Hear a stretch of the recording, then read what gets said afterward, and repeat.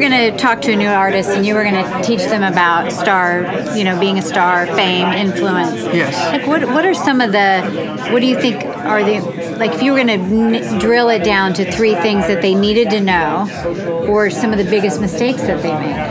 Right. What would you say? So I'd say the 3 things that I would, advise an artist or anyone to look at, right, is creating for yourself a purpose that's bigger than any accomplishments along that way. Right. Right? So what does life look like for you 20 years from now?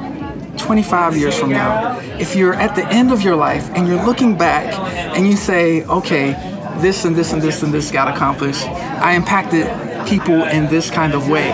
If you start there, then when you get the Grammy or when you get the top of the charts, and the day after, you're not falling into depression. Right. You're not, that's what I was working my life for, and now what? That's it. That's it. Like, okay, and now it's Monday morning, and exactly. I gotta face my life. Exactly. So my first hit, was in Japan. Actually, it was on the Japanese charts, and I had done the song a year before. So the way I found out was through a telephone call. It says, "Oh my God, you have a number 1 song in Japan," and I'm like, "Okay, that's it." Yay! Yeah, I've been working towards that. Yeah. But, that must have been exciting, though, right? It was exciting, and I learned something about the way things work in the music industry, right? Okay. Was that you may work on something for a period of time, and then, years later, that's when things may happen. Right. That's that 20-year overnight success story that we talk about. Exactly, right? Exactly. Yeah. It takes 20 years to be an overnight success. Exactly. Right. Okay, you know that this is where you want to go. And then you can start looking for the people that you can people with.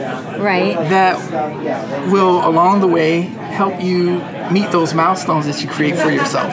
It's so great that you say this, because I mentor business owners. I have a team that's what we do. We help them grow. And one of the things we do is we create this,